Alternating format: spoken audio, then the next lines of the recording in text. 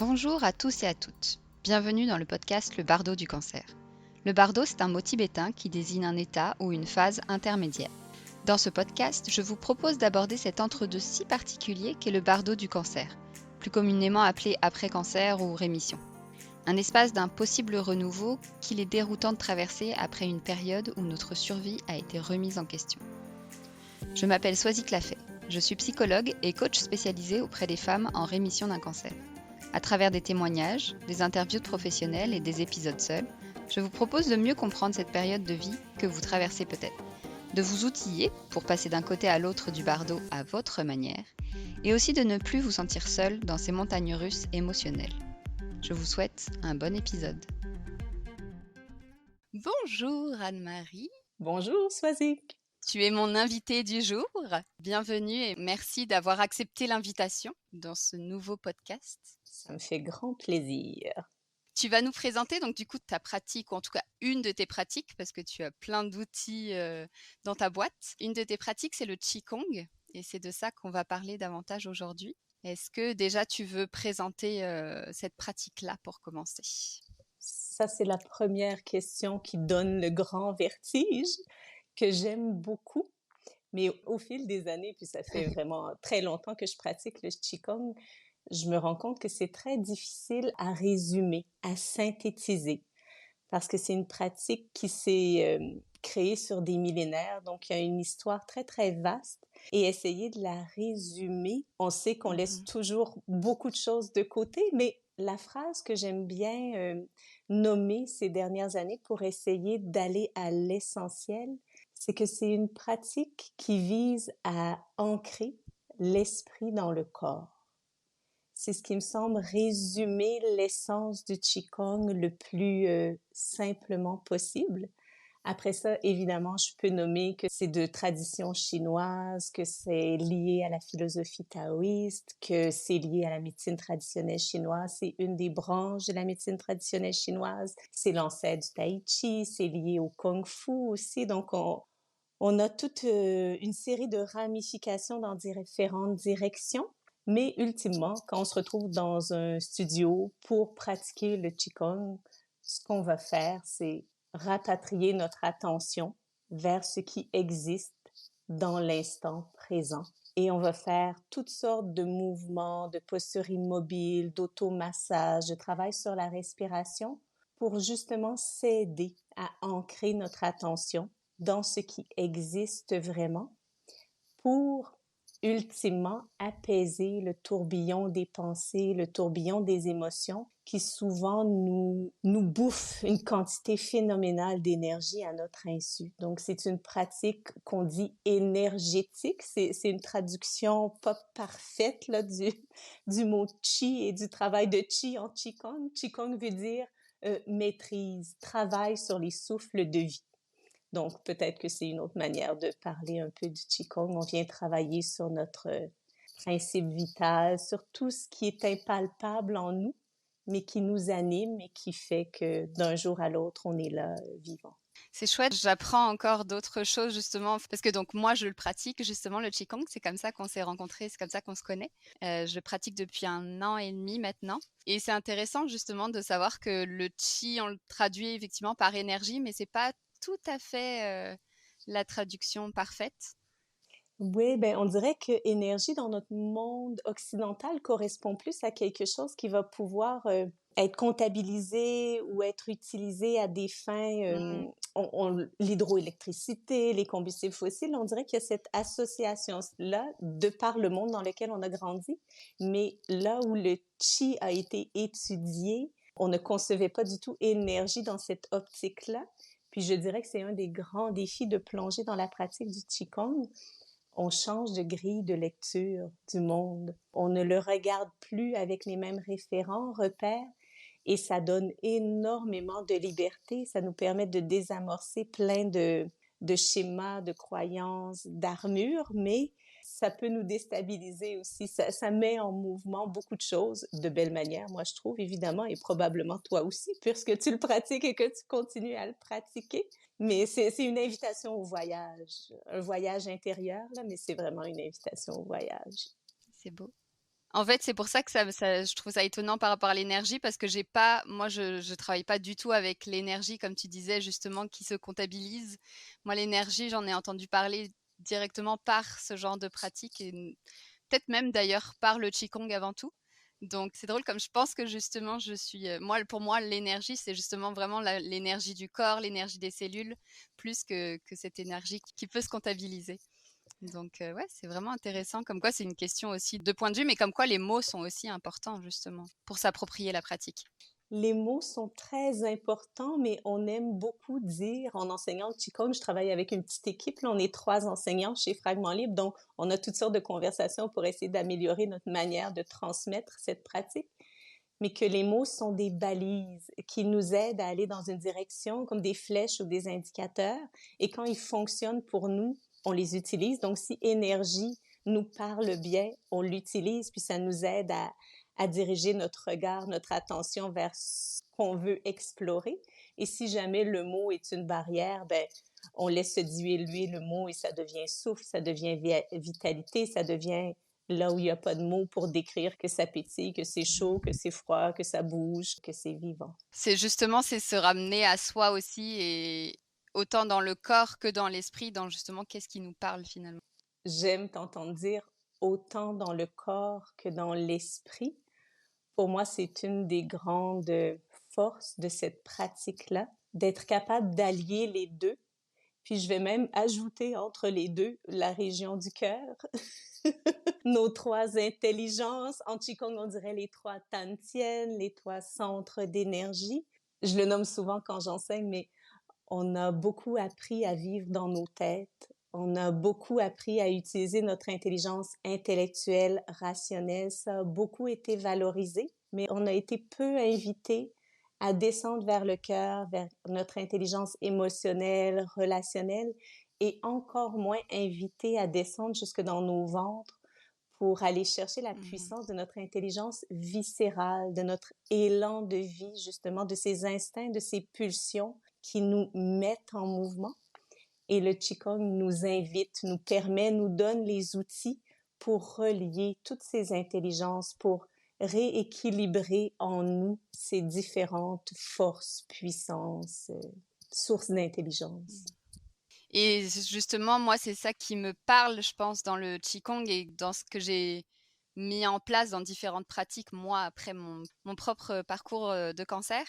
Mais effectivement, le fait de se raccrocher à son corps, de se raccrocher à son cœur, enfin voilà, vraiment cet alignement, aujourd'hui, il me tient tout à fait à cœur, justement. Et c'est pareil, le Qigong a vraiment éclairé ça pour moi, cet alignement tête, cœur, corps, et autant au niveau physique d'ailleurs, parce qu'on le travaille aussi dans un alignement physique dans le Qigong, mais aussi tout à fait symbolique et spirituel en fait. Oui, on agit à différents niveaux ou sur différents aspects de ce qu'on est tout à la fois. C'est une des choses que moi j'aime beaucoup.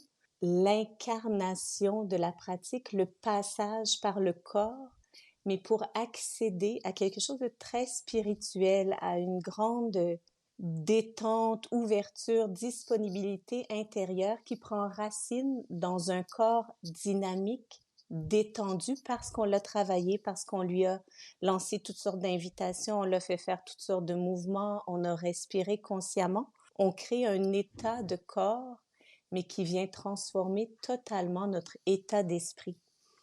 Et ça reste Mhm. toujours aussi fascinant pour moi, même si ça fait des années et des années que je le pratique, à quel point les deux sont liés et à quel point l'un influence l'autre. Puis parfois, on va agir sur le corps, on va vraiment venir délier les tissus, les structures, remettre en mouvement les fluides pour pacifier l'esprit.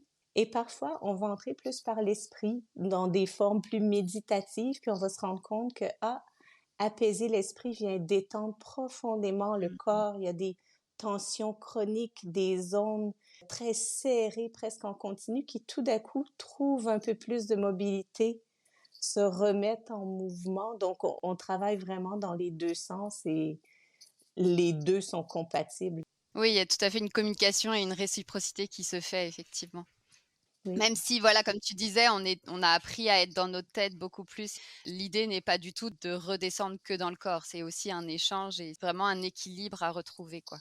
Exactement. Rétablir un équilibre, rétablir une communication, s'assurer qu'on a accès à tous les aspects de ce qu'on est, dans leurs aspects bénéfiques aussi, parce que notre intelligence rationnelle, ce qui bouge au niveau des pensées, de l'intellect, peut être extrêmement constructif, nous permet de faire des choses extraordinaires, surtout dans des moments périlleux de vie, va nous aider à nous organiser, à faire face, à faire de la réalité quelque chose qui est plus sain pour nous aider à passer à travers les moments plus difficiles. Je nomme les moments plus difficiles parce que c'est ceux-là où on en a le plus besoin, mais c'est vrai au quotidien aussi.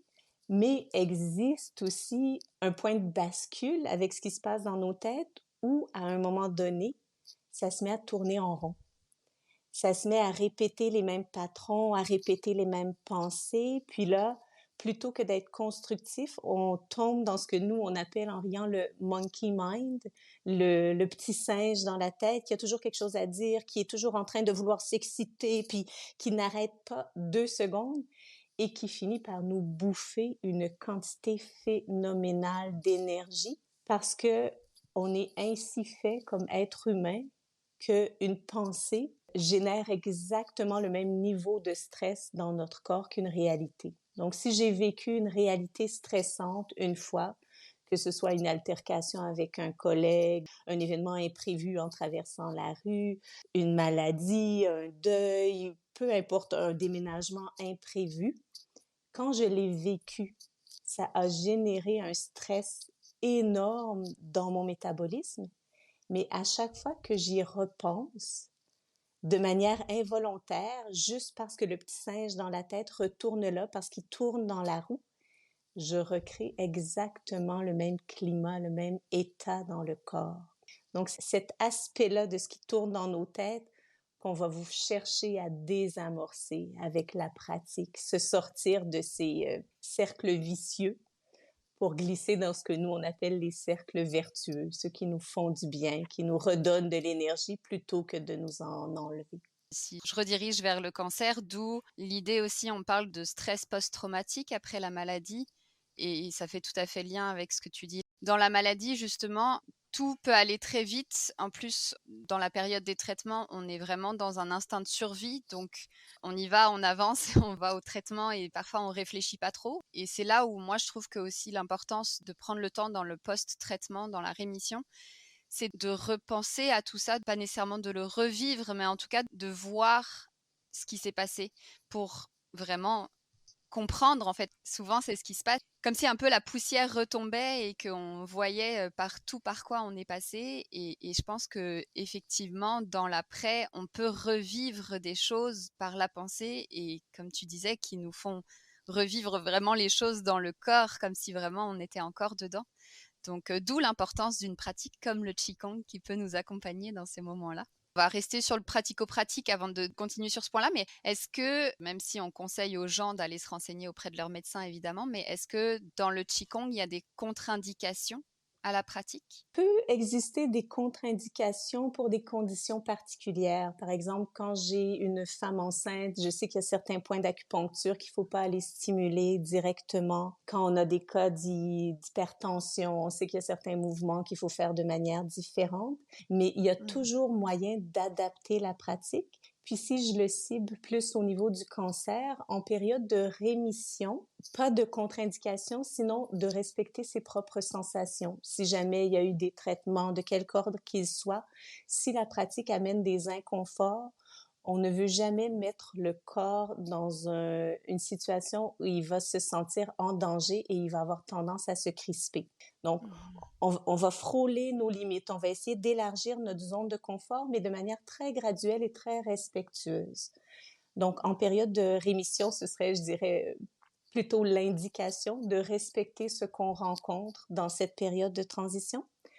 Si on est dans une période de cancer actif, on sait qu'il y a quelque chose qui est en train de se développer. Comme le Qigong est une pratique qui a tendance à activer la circulation, à amener plus d'activité dans les dans les organes ou dans les régions qu'on cible, on va avoir tendance à simplement travailler avec une intention différente et avec beaucoup, beaucoup de douceur qui va être plus de nettoyer, de rééquilibrer, de faire circuler, mais sans amener un surcroît d'énergie qui pourrait activer justement ces cellules qui sont un peu parties pour la gloire, pas dans la bonne direction. Là, on veut pas les encourager, donc on va faire attention de pas aller dans ce sens-là dans notre manière de travailler, bien sûr.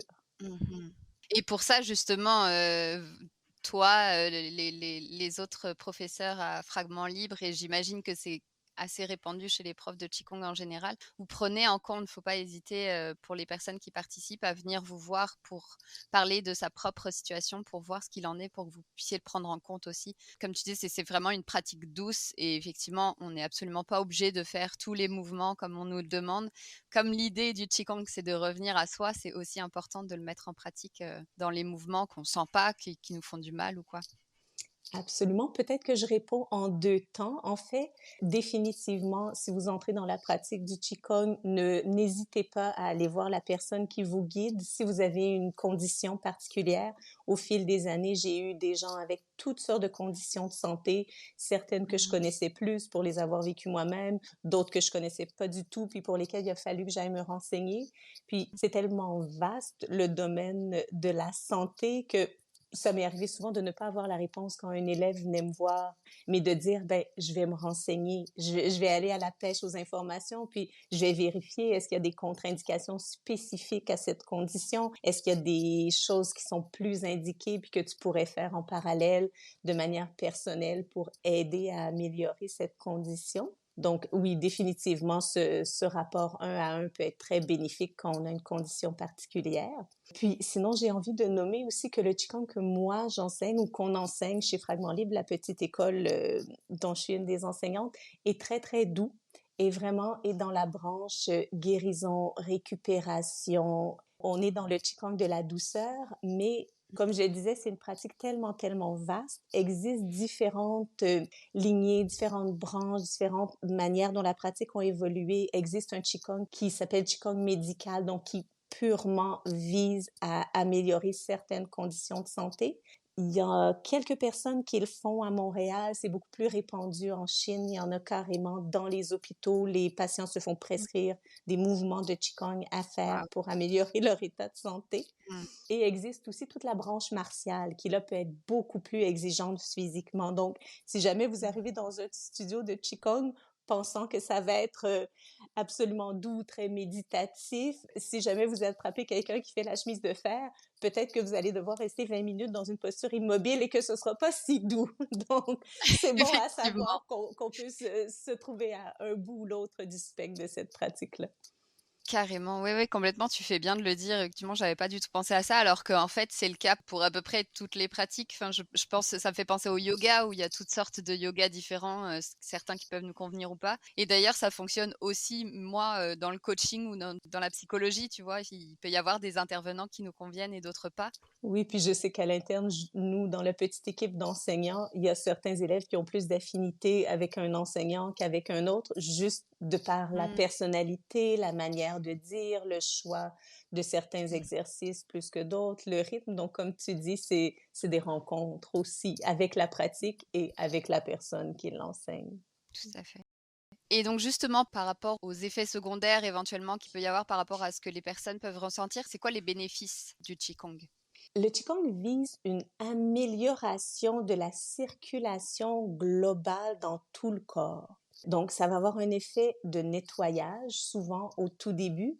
Puis, quand on commence la pratique, c'est pas rare qu'on va se sentir très fatigué après nos premières pratiques. Souvent, c'est pas réjouissant, là. Les élèves reviennent après la première classe puis disent, ben, je pensais que ça allait me faire du bien, mais j'ai passé 2 jours complètement épuisée. Puis, ce qu'on leur dit, c'est extrêmement bon signe. C'est que Ouais. tout ce qui s'était au fil du temps accumulé dans les tissus, accumulé dans les organes, de par une respiration consciente plus profonde, de par une détente des tissus plus consciente, de par les mouvements lents, a eu l'occasion d'être remis en circulation. Donc, le corps a eu beaucoup, beaucoup de déchets à traiter d'un coup, plus que ce dont il a l'habitude. Donc, ça peut être très fatigant. Mais ultimement, une fois qu'on passe par-dessus ces premières phases de nettoyage, une amélioration d'à peu près tous les systèmes, je dirais. C'est très bon pour la digestion, c'est très bon pour la circulation lymphatique, la circulation sanguine, tout ce qui est cardio-respiratoire aussi, c'est doux, mais c'est très cardio le Qigong de par le travail qu'on fait sur la respiration, de par le fait qu'on allonge beaucoup les cycles respiratoires. Donc, amélioration à peu près du fonctionnement de tous nos systèmes et peut-être que je le nomme en particulier du système nerveux. Tout Mmh. ce qui est stress profond, tout ce qui est engrammage de manières de fonctionner qui nous sont devenues tellement naturelles qu'on ne les repère même plus. On a souvent un niveau de stress très élevé en nous par le quotidien, par les événements qu'on a dû traverser et probablement encore plus quand on est en phase de rémission d'un cancer après un événement qui nous a tellement demandé, qui a tellement fait appel à notre énergie de survie. On est accroché quelque part à l'intérieur, mais on ne s'en rend souvent plus compte. Un peu comme un bruit de fond dans une pièce. On l'entend depuis si longtemps que tant qu'il est actif, on ne l'entend pas. Mais si quelqu'un baisse le volume ou même coupe le volume, on se rend compte qu'il existe une autre possibilité, un autre niveau de silence. Puis je dirais que c'est ce que le Qigong vient faire à notre système nerveux. Il vient lui rappeler existe ce niveau de calme, ce niveau de détente, existe cette manière autre de traiter et de faire circuler les informations pour désamorcer ce que je nomme souvent nos schémas de protection, ce qu'on a mis en place pour se protéger, pour passer à travers. Et là, une fois qu'on est passé à travers, comment on fait pour se créer des nouveaux référents qui vont nous permettre de fonctionner sans être en mode survie en continu parce que ça a été nécessaire, mais ce n'est plus nécessaire. Oui, puis des choses du coup qui ont été mises en place pendant la maladie, mais aussi même pendant notre enfance, enfin pendant toute la vie qui a précédé également, ouais. Oui, on adresse tout ce qu'on a accumulé, tout ce qu'on a mis dans nos bagages de notre plein gré ou pas, parce que quand ça nous est arrivé, on n'avait pas les moyens, on n'avait pas la maturité, on n'avait pas le contexte pour bien s'en occuper. Donc, on a mis ça dans nos petites valises. On a souvent caché ça quelque part dans le corps, dans le bas de notre dos, dans nos mâchoires, dans nos épaules. On s'est créé une petite armure pour ne pas trop sentir, pour pouvoir survivre avec ces réalités qu'on avait mis dans nos bagages. Et au fil du temps, puis quand on se dirige vers des pratiques comme le Qigong ou plein d'autres, comme un coaching, comme une psychothérapie, comme le yoga, comme la méditation, il en existe une multitude. Le Qigong n'est qu'une de ces pratiques que moi j'ai adoptées parce que je l'adore, mais je sais bien qu'il y en a d'autres. Ces pratiques-là nous permettent de venir prendre cet événement, cette partie de notre histoire et de la remettre en mouvement et de Mmh. dégager le corps de son empreinte, de se sortir du carcan qui n'est probablement plus nécessaire, mais qu'on a traîné avec nous parce qu'on se rendait plus compte, parce qu'on savait pas comment faire autrement. Je m'étais pris des petites notes sur moi par rapport à ma pratique du qigong et justement ça m'avait c'était quelque chose qui m'avait marquée parce que vraiment c'est effectivement la même chose en coaching dans le sens où le coaching va t'amener à prendre conscience de comportements que tu as, de croyances que tu as qui sont vraiment ancrées parce que tu les as depuis des années et donc tu les as depuis tellement longtemps que tu ne t'en rends plus compte et le coaching va te permettre justement de prendre conscience de ces choses-là pour derrière pouvoir les modifier si elles ne te servent plus aujourd'hui. Et c'est vraiment le lien que j'avais fait justement quand je t'avais entendu dire ça par rapport au Qigong. Enfin voilà, c'est justement différentes manières pour aller prendre conscience nous-mêmes de nos blocages ou de nos contractions, etc., que ce soit dans la tête ou dans le corps, là encore. Et dans ce que tu transmets, je trouve que apparaît beaucoup la bienveillance par rapport à ça. L'idée, c'est pas du tout d'aller se culpabiliser par rapport à ça. Tu le dis très bien, si c'est là, c'est parce que ça nous a servi à un moment. Mais c'est aussi d'aller montrer à notre tête, à notre cœur et ou à notre corps que c'est plus utile aujourd'hui. Absolument, oui. Tu m'amènes à avoir envie de nommer Une des choses que je dépose très souvent auprès des élèves, de ceux qui viennent pratiquer le Qigong avec nous, c'est cette triade avec laquelle on travaille constamment, qui commence par ce qu'on s'amuse à appeler attention totale. Donc, amener notre attention complète, absolue, vers ce qui est vécu à un instant. Et d'instant en instant, ça va changer. Mais à chaque instant, on choisit de porter attention à notre respiration, à notre alignement, à notre niveau de relaxation, au mouvement qu'on est en train de faire. Donc, on a une curiosité intense, consciente pour ce qu'on est en train de vivre. Et le fait d'amener une attention si pointue sur quelque chose, c'est ce que le coaching fait aussi. Ça amène l'attention sur quelque chose qui est en train de se dévoiler, nous permet souvent de sentir ce qu'on ne sentait plus. Et là, ça m'amène à la deuxième étape de cette triade qu'on utilise souvent en enseignant, qui est acceptation totale. Et ça, je pense que c'est pour la plupart d'entre nous l'étape la plus exigeante, la plus difficile. Que ce qui se pointe le bout du nez à l'intérieur soit bienvenu, soit acceptable, peu importe sa nature, qu'on puisse être avec, qu'on puisse dire oui. Si je donne un exemple, disons que je tourne mon attention vers mon cœur dans une pratique de Qigong avec l'espoir de rencontrer de la paix, de la joie, de l'amour et que finalement je constate que c'est tout coincé, c'est assez angoissé. Si j'avais le choix, je tournerais mon attention dans n'importe quelle autre direction, mais clairement pas vers mon cœur. C'est là que se situe la charnière de dire oui, d'oser être avec pour arriver à la troisième étape de la triade qui est la transformation. Puis là, on s'amuse à mettre encore le mot total.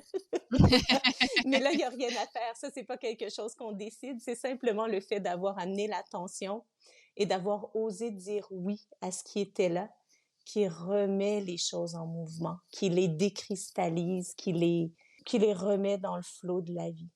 Waouh! C'est drôle, ça me reprojette dans ce cours-là. Je me souviens très bien justement de cette présentation-là. Et c'est chouette justement d'avoir des petits rappels comme ça. Comme tu disais tout à l'heure, le corps, peu importe que la situation se passe réellement ou pas, finalement, on va pouvoir ressentir vraiment ça, mais ça vaut aussi dans les choses positives. Tu vois, ça fait un petit rappel au cours que j'ai. Du coup, je sens la relaxation aussi dans le corps, quoi.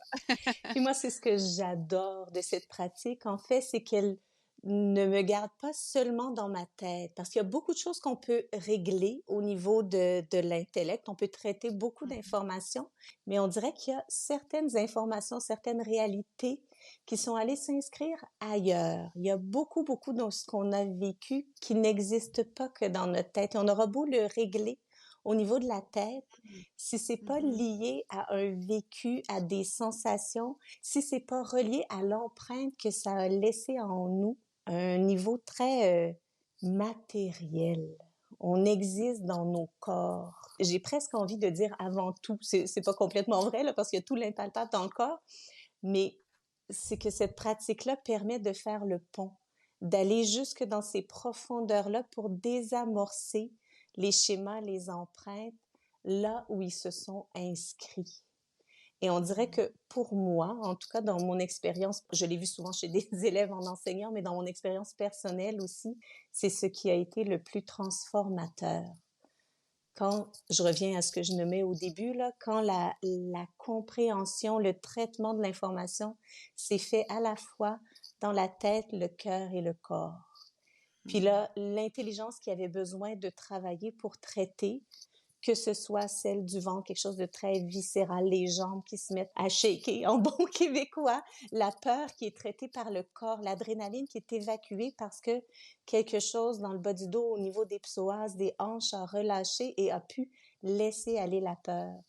Ou à l'occasion, c'est plus au niveau du cœur, c'est émotif, puis là où il y a une grande vague de tristesse ou de joie qui nous traverse et tout d'un coup, c'est libéré. Et d'autres fois, le déclic, il est dans la tête d'ordre plus spirituel, instinctif, mais d'un instinct de sagesse. Donc, on dirait que quand on relie les trois, ce qui peut traiter l'information, ce qui peut nous permettre de faire le prochain pas est disponible. Je m'informe de plus en plus par rapport à l'alignement tête-cœur-corps puisque c'est justement un peu mon fil rouge, moi, dans mes projets, mes accompagnements. Je voyais que selon les personnes, un peu comme on peut être plus visuel, plus auditif, et cetera, justement, il y a des choses qui vont peut-être plus facilement passer par le corps, par le cœur ou par la tête et en même temps, peut-être que le corps va permettre à la tête d'avoir ce déclic-là ou l'inverse. Donc ça laisse la possibilité aux personnes en fonction de qu'est-ce qui est le plus facile pour elles de traiter ces choses-là et en même temps, peut-être que même si ça passe plus facilement par la tête, par exemple, c'est parce qu'on le laisse passer par le corps que la tête peut le traiter. Donc, en tout cas, vraiment d'où le mélange vraiment entre ces 3 endroits-là. Absolument. Dans ce que je m'étais noté, de ce qui fonctionne pour moi ou des liens que je fais avec le coaching, donc une des premières choses que je me suis dit dans mes cours de Qigong, c'est que mon mental est ravi content parce qu'il y a une explication au début du cours de quelle est la thématique, de vers quoi on va aller ou pourquoi on va faire ça comme ça. Et donc ma tête est ravie contente, elle est au clair, elle sait ce qui va se passer et du coup elle laisse place après au corps. Ça, moi, ça m'aide beaucoup. Moi qui suis très cérébrale. Oui, puis tu es loin d'être la seule. On a tous grandi en Occident, si on a grandi ici, évidemment.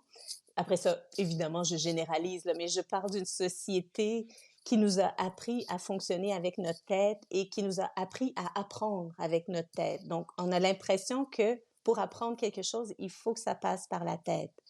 Mmh. Puis on fait exprès en début de pratique, parce que ça nous ravit, nous aussi, on vient du même endroit, de déposer les thématiques, justement, de donner de la nourriture à cette part de nous qui en a besoin pour pouvoir Mmh. s'apaiser. C'est comme si Mmh.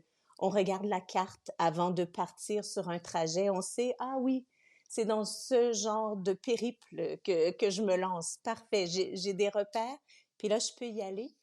Puis au-delà, je dirais, du rationnel, ça commence déjà par là notre système nerveux. Ça nous met en Mmh. confiance à un niveau beaucoup plus profond. On crée un climat de sécurité pour que l'entièreté de ce qu'on est à l'intérieur soit capable de dire oui à ce qui va lui être proposé, demandé, à ce qui va faire surface. Plus le niveau de détente va augmenter, plus le niveau de conscience va s'amplifier. On a besoin de ce climat de sécurité pour pouvoir avancer dans la pratique, oui. Puis des Mmh. fois, on s'amuse juste parce qu'on essaie d'élargir notre zone de confort, justement, de pas rester dans nos schémas habituels. Parfois, on commence les pratiques sans donner d'explication. Oui. Puis ça, on le sait tous, là, tu l'as vécu. Il y a quelque chose qui est plus chaotique, c'est comme, oh, où est-ce qu'on s'en va? Comment on s'allie? Comment on se Ouais. dépose, là? Mmh Mais mh. ça demande plus de courage, ça donne un plus grand vertige, mais ça nous permet de développer aussi d'autres outils, de créer notre sécurité autrement que Mmh. par la tête. Donc, c'est le genre de défi très simple, mais ô combien précieux après ça pour naviguer nos vies que le Qigong propose. C'est un entraînement pour la vie. Moi, je dis, je fais du Qigong dans le studio, mais après ça, quand je sors du studio, je fais du Qigong en marchant, je fais du Qigong en Mmh. attendant l'autobus.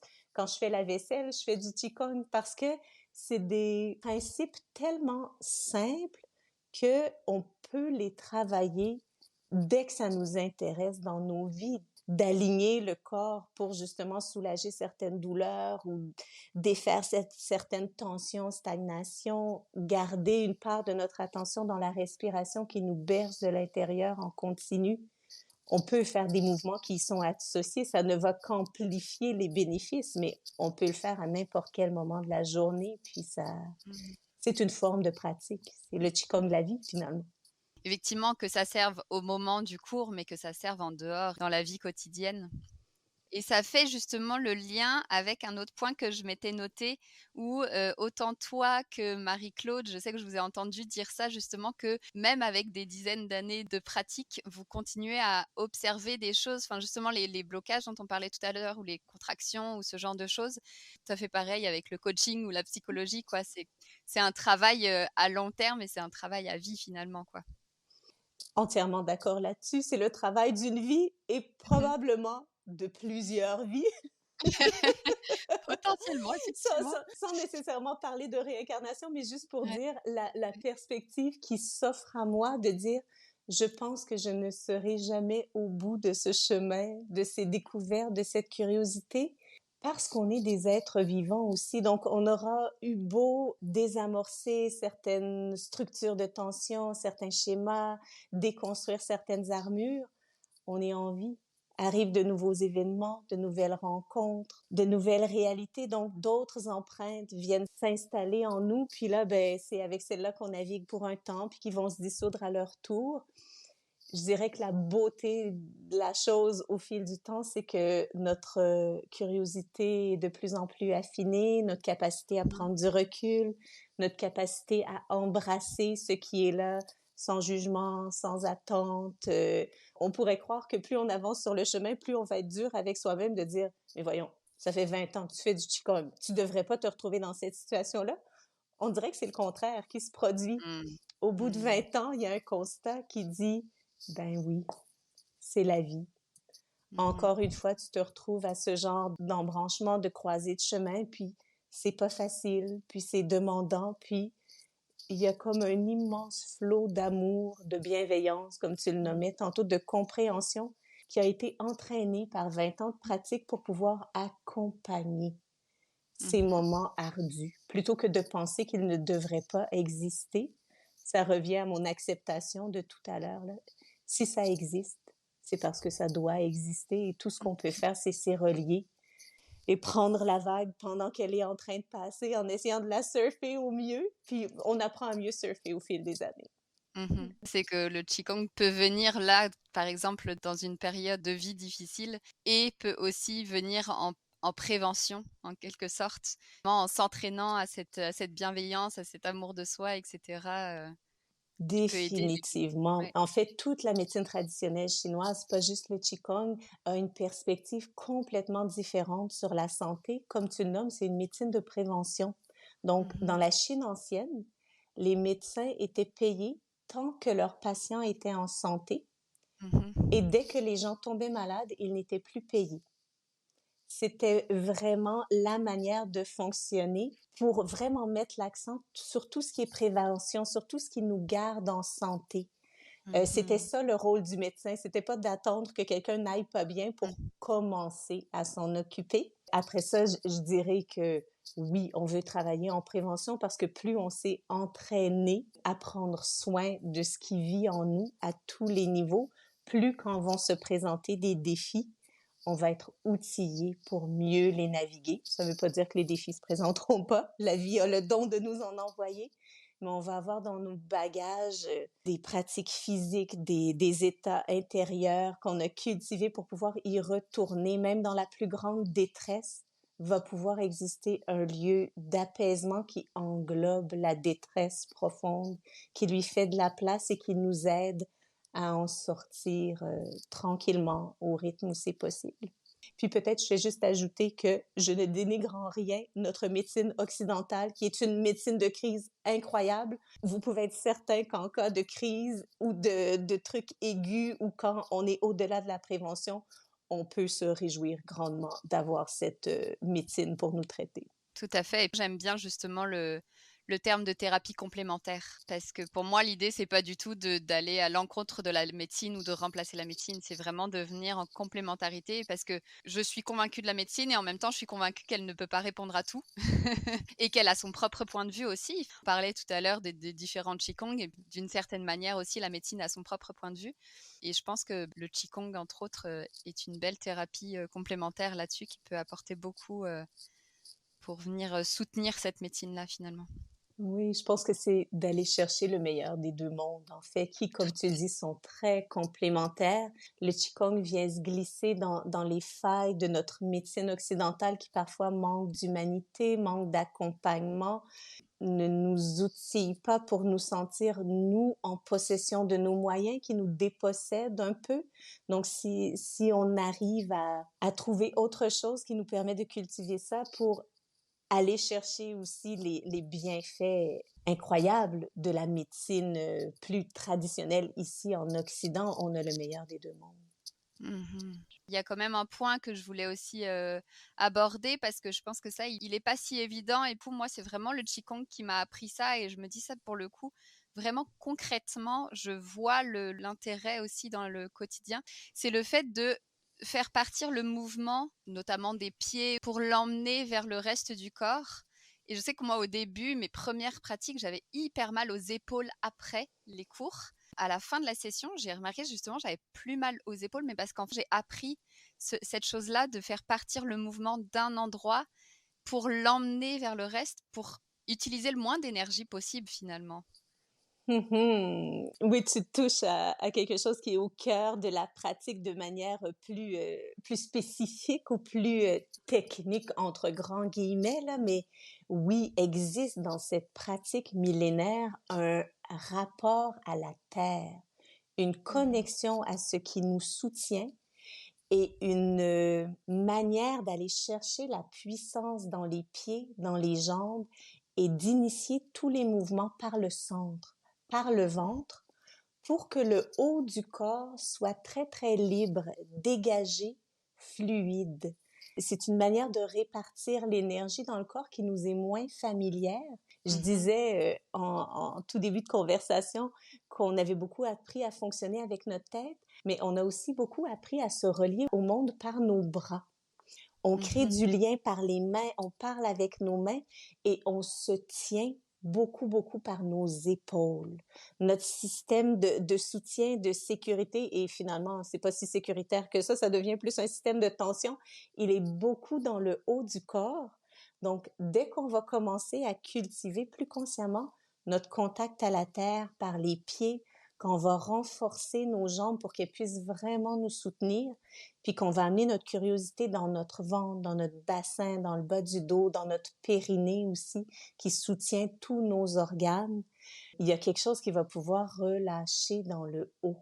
Et Mmh. effectivement, on va avoir moins d'efforts à fournir et moins de douleur parce qu'on va avoir transféré la force à un endroit qui est physiologiquement beaucoup plus fait pour générer de la puissance et en transférer. Donc, on vient travailler avec le corps de manière plus optimale, plus naturelle, en transférant la force vers le ventre. Et ça me fait penser aux 4 petites billes là métalliques, tu sais, qui sont accrochées les unes à côté des autres. Quand tu en prends une, tu lâches, ça va donner le mouvement à celle du bout, que quand elle revient, ça Oui, donne le mouvement à nouveau à celle du bout.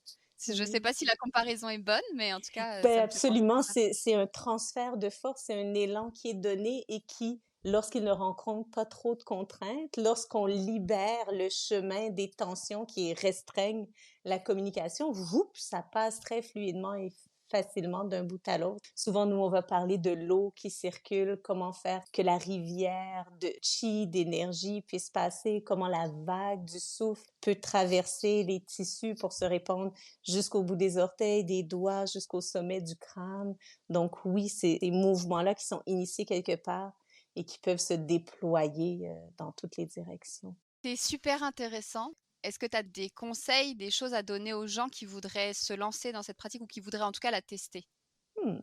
C'est c'est drôle. La première réponse qui me vient, et je ne sais pas si c'est la bonne, mais c'est celle qui me vient, est de l'ordre un peu du témoignage personnel. Quand moi, j'ai commencé à faire du Qigong, ça a été un immense défi. Justement parce que ça m'a mis en contact avec tout ce que j'avais emmagasiné au fil des années et choisi de ne pas voir. Mmh. Pour moi, c'était de l'ordre de la colère. C'est un exemple très personnel. Pour quelqu'un d'autre, ça pourrait être complètement autre chose. Mais j'ai vécu un grand inconfort à rapatrier à l'intérieur de moi certains aspects de ce que je suis. Mais très étrangement, aussi inconfortable que ça ait été, je sentais qu'il y avait là quelque chose d'immensément bénéfique et libérateur pour moi Mmh. de finalement admettre que ça aussi faisait partie de ce que je suis. Donc, c'est ce qui, moi, m'a gardé dans la pratique pendant les premières années parce que je fais partie des élèves difficiles. Je vous l'avoue humblement. Là, je l'enseigne maintenant. Il y a beaucoup de gens qui arrivent à la première pratique et qui tombent dans un état de détente et de paix instantanée. Je dirais que c'est probablement plus que la moitié des élèves. ça n'a pas été mon cas. J'ai bataillé avec moi-même énormément, mais cette capacité qu'a le Qigong de nous faire voir nos angles morts pour nous permettre d'être plus complets. Moi, dans ma vie, il y a pas grand-chose qui a été aussi efficace. Donc, je sais pas si ça vous donne envie ou pas. Peut-être que ça vous décourage, mais c'est ce qui m'est venu spontanément. Oui, puis le rapport à la respiration aussi, on en entend plus parler dans les dernières années par différentes pratiques, mais je l'entends beaucoup de plusieurs élèves. Ça a été très vrai pour moi aussi, de se reconnecter à ce mouvement-là qui nous habite, qui nous permet de nous nettoyer, de nous renouveler, de respiration en respiration. Ça a été une clé dans ma transformation personnelle, dans ce que c'est là que je commence à manquer de mots, puis on dirait que c'est un endroit que je connais bien en enseignant le Qigong parce que existent ces endroits où les mots ne décrivent plus ce avec Ouais. quoi on est en contact. Donc, oui, peut-être que c'est ça mon invitation au voyage, accepter parfois de descendre là où il y a plus de mots pour venir brasser les éléments, peu importe lesquels ils sont, et leur permettre de se réorganiser au mieux. Je pense que c'est bon signe quand il y a plus de mots, ça veut dire qu'on est vraiment plus dans le corps, quelque part. Oui, j'aurais envie de dire dans le flot de la vie, dans ce qui est en mouvement puis qui est tellement changeant que c'est difficile de mettre des étiquettes en continu. C'est vivant. Mmh. Beh, merci en tout cas justement, je trouve que c'est un très beau cadeau que tu nous fais là de partager ton expérience personnelle. Parce que l'idée, c'est pas du tout de vendre cette pratique comme vous allez voir, ça va vraiment vous aider, c'est la solution et ça va. Non, l'idée, c'est plus de faire connaître le Qigong aux personnes, de leur apporter une idée d'une pratique qui pourrait éventuellement les aider. Donc là, en l'occurrence, dans le post-traitement, dans l'après-maladie. Et je trouve ça super intéressant justement que tu nous partages ça parce que pour moi, l'après-maladie, c'est absolument pas quelque chose de linéaire. L'évolution n'est absolument pas linéaire. L'évolution n'est absolument pas facile non plus. Pour moi, c'est tout un cheminement parce que justement, il y a toute cette partie d'apprendre à se connaître. En tout cas, ce potentiel d'apprendre à se connaître. Et justement, dans tout ce que tu as dit, je trouve que le Qigong correspond à ça aussi parce qu'il nous apprend à nous connaître dans cet alignement tête-cœur-corps, dans ces blocages et d'une manière justement qui n'est pas nécessairement facile, fluide et linéaire encore une fois. Donc je trouve ça super intéressant et c'est une belle façon de dire pourquoi pourquoi le Qigong me parle déjà et pourquoi je l'ai choisi pour ce podcast aussi, c'est que justement ça fait il y a plein de liens qui se font dans ma tête là justement. Oui, puis tu dis qu'il apprend à se connaître tellement, tellement. Puis quand je disais le petit descriptif que tu m'as envoyé avant la Mmh. conversation, tu disais se reconnaître aussi. Mmh. Puis c'est une des choses que j'aime beaucoup de cette pratique, c'est qu'elle nous invite à nous connaître, mais sans nous figer. Elle nous Mmh. invite à une grande, grande liberté. Donc, on n'a pas à être comme on a déjà été. On n'a pas à prévoir dans un absolu idéal ce qu'on va devenir. On a juste à être avec ce qui est là et à donner la liberté intérieure pour que ça devienne ce à quoi on aspire, quel est notre rêve, notre intention. Ça nous met en chemin, mais sans nous emprisonner. Ça, pour moi, ça a été immensément précieux. Je veux bien croire, oui. Puis c'est un apprentissage qui servirait non seulement à l'individu, mais au collectif aussi, à mon sens. Totalement. Ça peut sembler, comme toutes ces pratiques de bien-être personnel, assez individualistes. Puis peut-être que dans un premier temps, dans cette étape-là de prise de contact à soi et de premier nettoyage qui fait un grand mouvement intérieur, oui, peut-être qu'il y a quelque chose d'un peu plus resserré sur le cocon personnel pour permettre un apprivoisement de la pratique.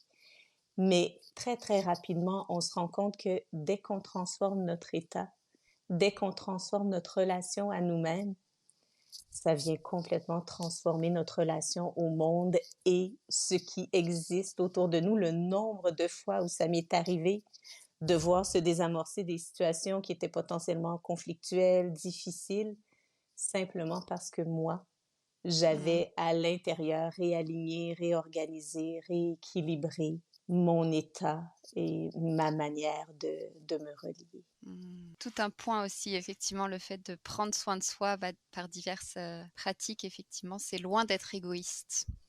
À mon sens, c'est moteur de changement. Complètement, on est d'accord. C'est la conclusion, que j'ai à chaque fois que je parle avec quelqu'un. En général et dans le cadre d'un podcast, je pourrais, parler avec la personne, pendant des heures et en l'occurrence avec toi pendant des heures. Ça serait un plaisir. C'est un plaisir aussi, mais oui. Il faut un moment conclure. Mmh. Donc toi et les autres professeurs de ton équipe, on peut vous retrouver à Fragment Libre. C'est à Montréal, pour les Montréalais qui nous écoutent. Puis pour les autres, personnes, n'hésitez pas à vous renseigner sur cette pratique si c'est quelque chose qui vous intéresse. Absolument. Puis pour ceux qui ne sont pas à Montréal, on offre un cours en ligne par semaine, puis on a quelques exemples sur le site internet. Donc si jamais vous êtes curieux, on a des courtes capsules. Je dois dire que c'est fait à la bonne franquette, c'est fait à partir de notre amour du Qigong, donc on prétend pas que c'est la meilleure technologie au monde, mais ça peut vous donner un aperçu de ce que peut être le Qigong. Tout à fait. Un Mmh. aperçu, qui peut, donner une illustration de tout ce qu'on vient de partager. Effectivement. Et ben, merci beaucoup et puis, à bientôt.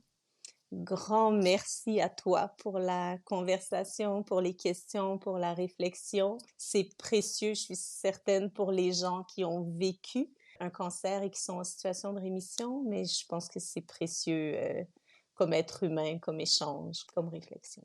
Merci beaucoup et sur ce, prenez soin de vous.